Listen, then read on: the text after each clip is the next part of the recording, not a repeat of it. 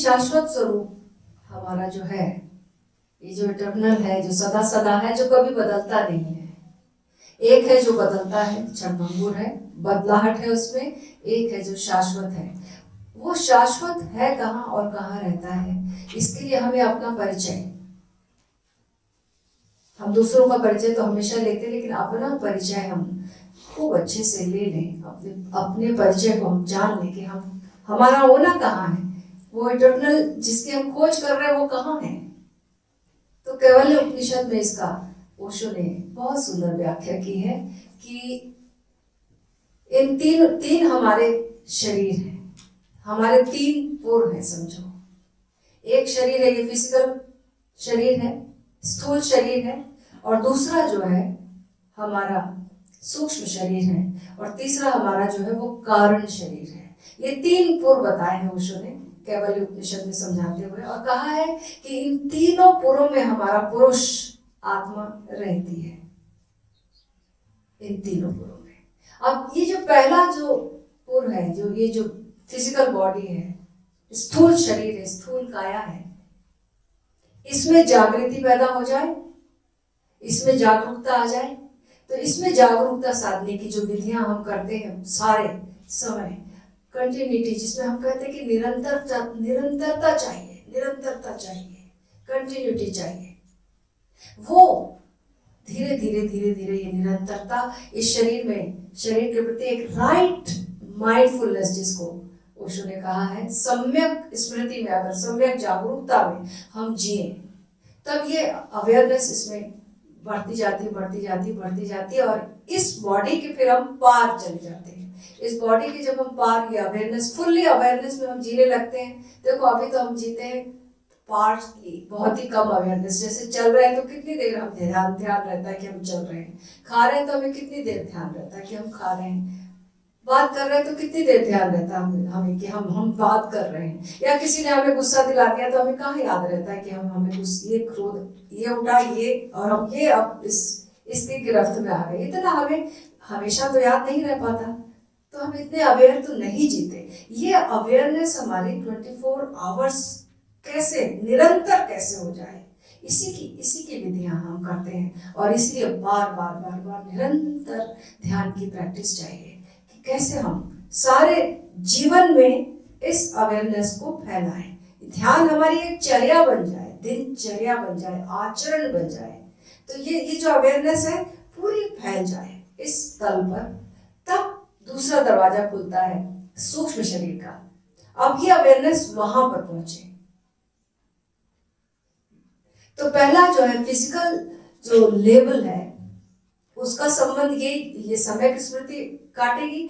तो दूसरा जो है स्थूल से सूक्ष्म की ओर जो हमें जाना है, वो स्वप्नवत है। वो स्वप्न में कैसे जागरण घटित हो, ये जागरूकता हमारी स्वप्न में कैसे पहुंचे, तो स्थूल शरीर में ये जागरूकता पहुंचेगी।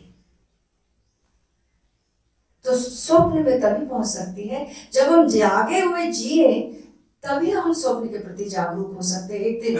और उसकी भी कई विधियां भगवान शिव ने बताई हैं, और भी विधियां हैं कि हम स्वप्न के प्रति कैसे जागरूक हो जाए। उसकी भी हम प्रयोग करते हैं दूसरे सत्रों में, कभी दूसरे प्रोग्राम्स में। लेकिन अभी तो हम ये प्रयोग करते हैं कि कैसे हमारी जागरूकता इस तल पर हो, और दूसरे तल पर यही जागरूकता जब कंप्लीट हो जाएगी तो दरवाजा खुलता है स्वप्न में जागरूकता का। और फिर जो तीसरा जागरूकता जो सपना वाला है, वो सूक्ष्म शरीर से संबंधित है।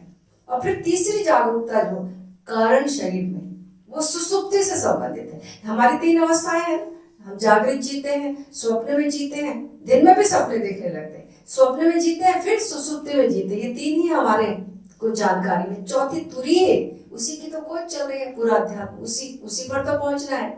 तो वो जो कारण शरीर तक कैसे हमारी जागरूकता पहुंच जाए, सुषुप्ति में भी हम जागरूक हो जाए, जिसको कि भगवान कृष्ण कह रहे हैं कि योगी तब भी जागता है जब सारी संसारी सोता है, तब भी।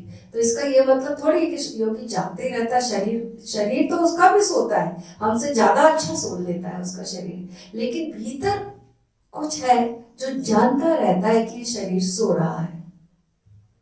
ये जागरूकता जब तीसरे शरीर में पहुंच गई, सुषुप्ति तक पहुंच गई तो हम तीसरे शरीर के पार चले गए, फिर चौथे में। अब यहाँ पर हम तीनों के पार होकर मुक्ति पाते हैं और अखंड आनंद को प्राप्त होते हैं।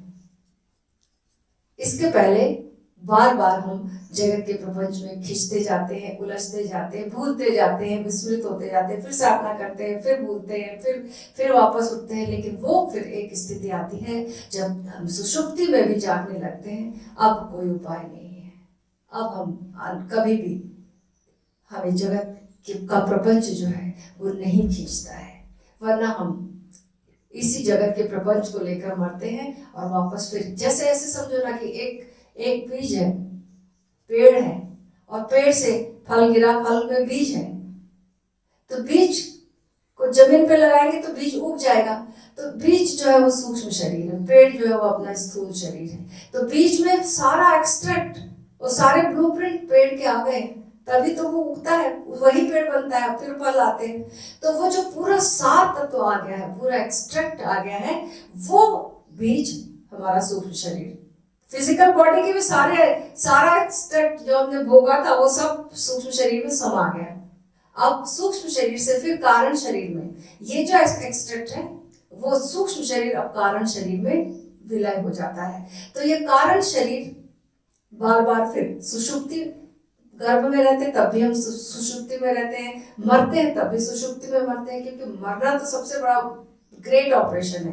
पूरे प्राण जब बाहर निकलते हैं तो कितनी पीड़ा नहीं होती होगी। तो अस्तित्व ने ये पूरा इंतजाम किया कि कैसे हम सुषुप्ति की अवस्था में उस समय चले जाए। जैसे ऑपरेशन में हमको एनेस्थीसिया दिया जाता है, ठीक ऐसे ही अस्तित्व हमें एनेस्थीसिया दे देता है। उस समय हमारे प्राण बाहर निकलते हैं और हमें पता नहीं चलता, सुषुप्ति की अवस्था। और सुषुप्ति में हम फिर चले जाते हैं गर्भ में, और फिर गर्भ से फिर वापस फिर सुषुप्ति, फिर पैदा हो जाते हैं और फिर दुनिया शुरू हो जाती है।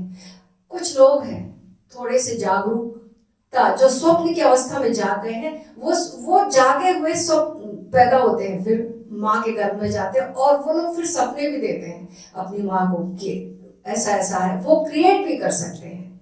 तो उनका चयन है, क्योंकि वो स्वप्न की अवस्था में जाग गए हैं।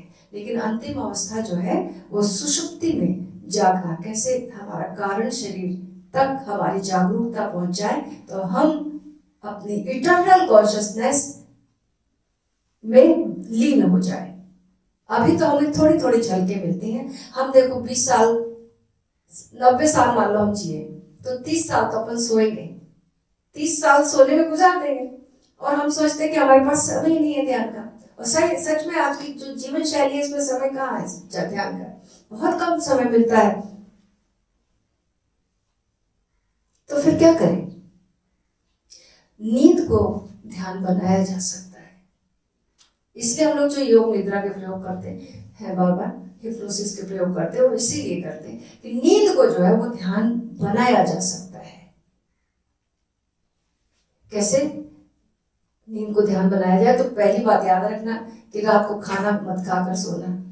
पेट में अगर खाना है तो ऊर्जा पेट मांगेगा, पेट खाली हो अगर तो ऊर्जा दिमाग में जाएगी, और अगर दिमाग में ऊर्जा चलेगी, पेट खाली है और उसको ध्यान की पद्धति नहीं मिली, तो फिर वो बकवास करेगी, फिर तो आपको बेचैन कर देगी, फिर तो सोने ही नहीं देगी। लेकिन उसको अगर उस जागी हुई मस्तिष्क में विराजमान ऊर्जा को जागरण की एक टेक्निक दे दी जाए, जिसको कि योग निद्रा हम कह रहे हैं, ये दे दी जाए, तब फिर यही धीरे धीरे शरीर सोया रहेगा, और धीरे धीरे जागरूकता एक बूंद बूंद करते करते करते करते पूरी नींद में फैल जाएगी। शरीर भी सोएगा, मस्तिष्क में भी सोएगा, लेकिन कुछ जो है वो जागरूकता, अवेयरनेस धीरे धीरे धीरे धीरे फैलती जाएगी पूरी नींद में। शरीर सोया रहेगा, हम जानते रहेंगे, धीरे धीरे बनेगी बात। जैसे रसली आवाज जाते हैं सिल पर पड़ निशान, है ना, बार बार बारंबार जब एक रस्सी कुएं से गुजरती है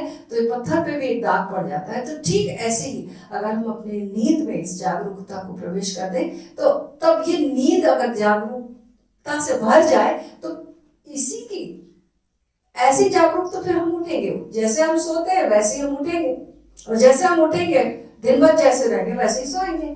तो सोने का प्रक्रम अगर हम बदल लें, सोने की प्रक्रिया बदल लें, और तो उठने का ढंग अपने आप बदल जाएगा। और उठने का ढंग अपने आप बदला तो पूरा जीवन अपने आप, पूरा दिन बदल जाएगा। और पूरा दिन बदला तो पूरा जीवन बदल जाएगा। धीरे धीरे सारी चीजें रूपांतरित होती जाती हैं, क्रमशः हमें पता भी नहीं चलता। लेकिन हम सही दिशा में अगर हम अपनी साधना और अपनी जागरूकता को बहने दें,